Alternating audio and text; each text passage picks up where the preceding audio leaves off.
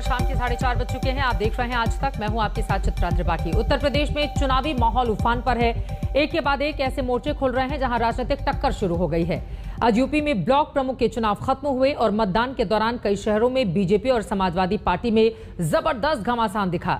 उधर जनसंख्या नियंत्रण का मुद्दा भी गरमा रहा है।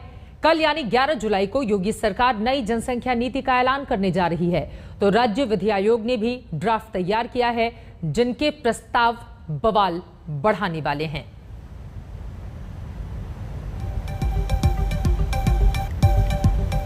यूपी के ब्लॉक प्रमुख चुनाव में हिंसा का दौर आज भी जारी रहा। कई शहरों में बीजेपी और समाजवादी पार्टी के कार्यकर्ता आपस में भिड़ गए। कुछ जगहों पर बीजेपी और विरोधी दलों का आमना सामना हुआ। पुलिस को कई जगहों पर लाठियां भांजनी पड़ी।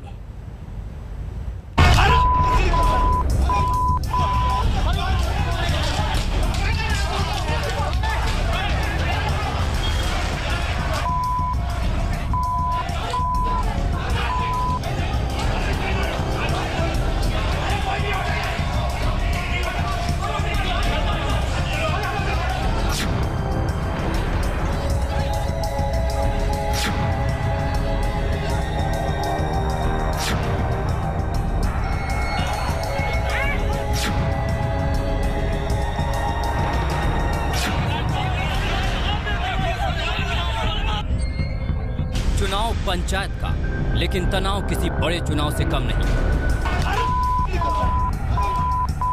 वही हंगामा, वही हिंसा। जैसे अब की बार नहीं तो कभी नहीं का मामला है।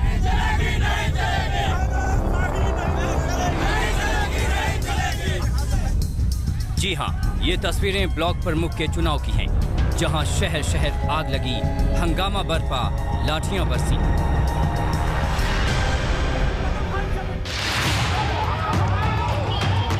अमरोहा में बीजेपी और समाजवादी पार्टी के समर्थक एक दूसरे पर टूट पड़े।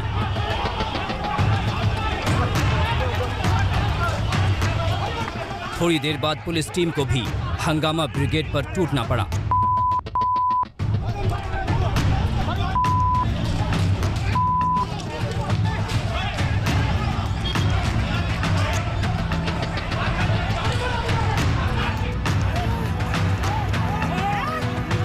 हमीरपुर में भी मतदान के दौरान जबरदस्त घमासान हुआ।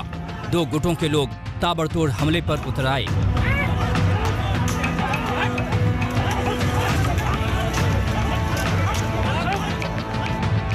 बाराबंकी का हाल भी अलग नहीं था। यहां भी बीजेपी और समाजवादी पार्टी के समर्थकों में झड़प हुई।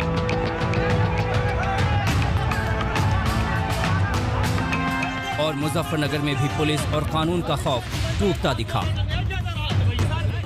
ब्लॉक प्रमुख के चुनाव में यूं लाठियां बजते पहली बार देखा गया।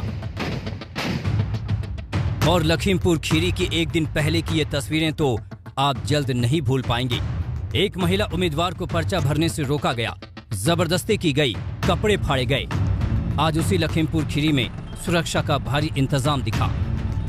हम इस समय पर लखीमपुर के जो लखीमपुर ब्लॉक है वहां पर मौजूद है। आप देख सकते हैं कि पूरे बाजार को एक तरीके से, आज चूंकि वीकेंड का लॉकडाउन है तो वो पूरे वीकेंड के लॉकडाउन में बाजार बंद करवा दिए गए हैं, बैरिकेडिंग लगाई गई है।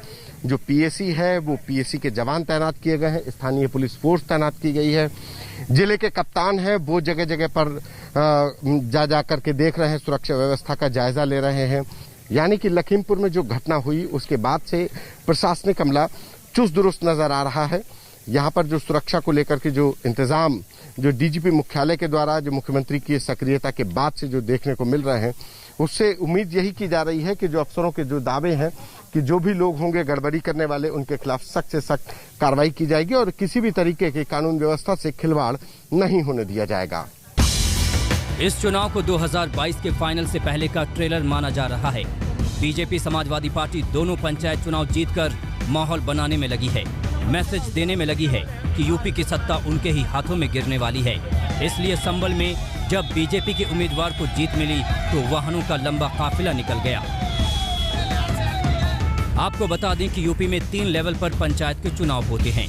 ग्राम पंचायत के सदस्यों और प्रधान का चुनाव खत्म हो चुका है।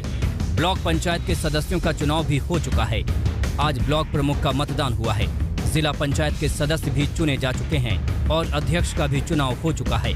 तो ये ताकत दिखाने की होड़ है, जिससे माहौल भी गरमाए और मनोबल भी बना रहे। लेकिन ये तस्वीरें इस बात की भी ताकीद है कि विधानसभा चुनाव में संघर्ष कितना कांटे का होने वाला है। लखीमपुर खीरी में समर्थ श्रीवास्तव के साथ राम किंकर, बागपत आज तक।